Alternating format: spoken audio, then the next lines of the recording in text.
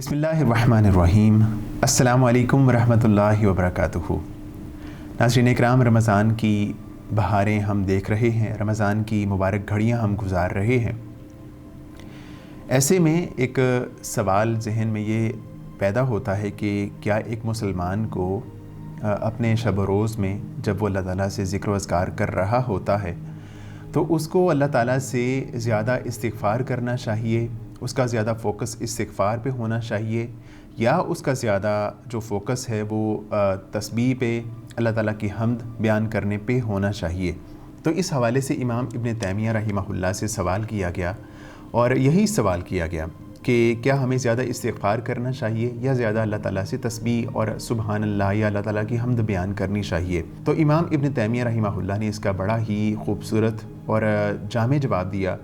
کہنے لگے کہ استغفار کی اور تسبیح کی، اللہ تعالیٰ کی حمد بیان کرنے کی مثال اس طرح ہے کہ جیسے اگر کسی انسان کے جو اس کا کپڑے ہیں اس پہ کوئی میل لگ جائے، وہ گندے ہو جائیں، تو اس کو صاف کرنا، اس کی مثال ایک استغفار سے ہے۔ یعنی جب بندہ استغفار کرتا ہے تو اس کے جو گناہ ہیں وہ مٹتے چلے جاتے ہیں، اور جو اللہ تعالیٰ کی حمد بیان کرنا ہے، اللہ تعالیٰ کی تسبیح کرنا ہے، اس کی مثال ایسے ہے کہ جیسے ایک بندہ وہ اپنے جو اس کا لباس ہے، اس کے کپڑے ہیں، اس پہ کوئی اچھے سے بٹن لگا لے یا اس پہ کوئی کڑھائی کر لے۔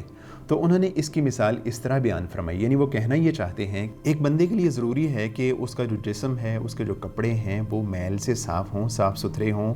تو یعنی وہ استغفار کو زیادہ پریفر کرتے ہیں، زیادہ ترجیح دیتے ہیں جو ہے وہ اس پہ تسبیح پہ اور جو ہے اللہ تعالیٰ کی حمد بیان کرنے پہ۔ یعنی بندے کو پہلے اپنے کپڑے صاف کرنے چاہیے اور اس کے بعد جو ہے وہ اس کا جو کپڑوں پہ ڈیزائن بنوانا ہے یا خوبصورت بٹن لگانا ہے، اس کا مرحلہ اس کے بعد آنا چاہیے۔ لیکن اس کا مطلب یہ ہرگز نہیں ہے کہ ایک بندہ استغفار ہی کرے اور اللہ تعالیٰ کی تسبیح کو اور اللہ تعالیٰ کی حمد کو سرے سے چھوڑ دے، بلکہ اسے ان دونوں چیزوں کو ہی ساتھ لے کے چلنا چاہیے۔ البتہ استغفار زیادہ سے زیادہ کرنا چاہیے، اور جب بندہ استغفار سے تھک جائے اور جب کافی سارا استغفار کر لے، معافی مانگ لے، تو اس کے بعد سبحان اللہ، الحمدللہ وغیرہ اللہ تعالیٰ کی تسبیح کے مختلف الفاظ اس کو کہتے رہنا چاہیے۔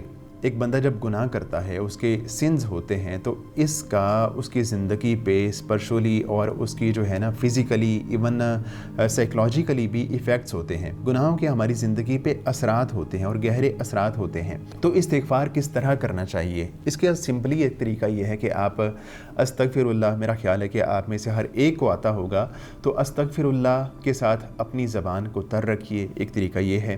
اس کے علاوہ نبی کریم صلی اللہ علیہ وسلم نے بہت جامع دعائیں سکھائی ہیں اللہ تعالیٰ سے استغفار کرنے کی، اللہ تعالیٰ سے اپنے گناہ کی معافی مانگنے کی۔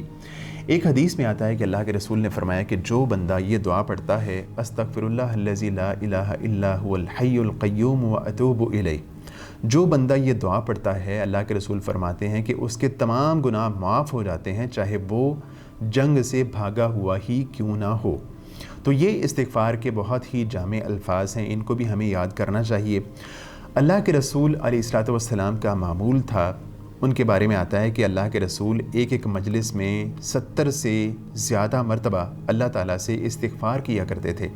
ایک حدیث میں 100 مرتبہ کا ذکر آتا ہے۔ تو اللہ کے رسول علیہ الصلوۃ والسلام جن کے گناہ سارے معاف ہو چکے ہیں، اگر وہ اس کثرت سے اللہ تعالیٰ سے استغفار کرتے تھے، تو ہمیں تو جو ہے ہمارے گناہ تو بہت زیادہ ہیں، تو ہمیں جو ہے وہ استغفار پہ خصوصی فوکس کرنا چاہیے، خصوصی توجہ دینی چاہیے۔ ایک اور دعا اللہ کے رسول نے سکھائی جس کو سید الاستغفار کہا جاتا ہے۔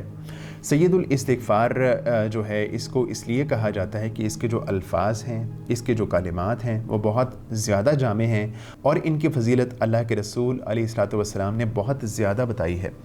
اللہ کے رسول صلی اللہ علیہ وسلم سید الاستغفار کے بارے میں ارشاد فرماتے ہیں کہ جو بندہ سید الاستغفار کو صبح کے ٹائم پڑھے گا، تو اگر شام سے پہلے اس کی موت ہو گئی تو وہ سیدھا جنت میں جائے گا، اور جو بندہ اس کو شام کو پڑھے گا، اگر وہ صبح سے پہلے فوت ہو گیا تو وہ بھی سیدھا جنت میں جائے گا۔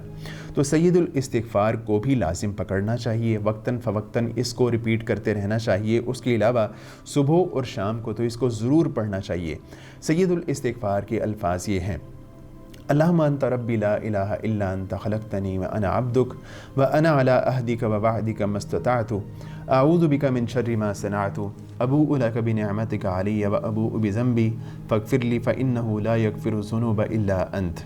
तो ये एक बहुत ही जामे अल्फाज हैं, सय्यदुल इस्तिग़फ़ार जिनको कहा जाता है। इन अल्फाज के साथ अल्लाह ताला से इस्तिग़फ़ार मांगा जाए। उसके अलावा जो तस्बीह की, सुबहान अल्लाह की और अल्लाह ताला की हम्द बयान करने की बात है, तो इसके हवाले से एक बहुत ही ज़बरदस्त, एक बहुत ही प्यारी हदीस अल्लाह के रसूल अलैहिस्सलातु वस्सलाम की है, जिसको सही बुखारी की आखिरी हदीस कहा जाता है। और इस हदीस पे जब मुख्तलिफ़ मदारिस में 8 साला दरस निज़ामी या सही बुखारी की क्लास मुकम्मल हो जाती है, तो आखिर में एक दरस बुखारी होता है, ख़त्म बुखारी होता है, जिसमें इस हदीस पे मुख्तलिफ़ उलमाए किराम, जय्यद उलमाए किराम एक तवील दर्स और जामे दर्स इरशाद फरमाते हैं।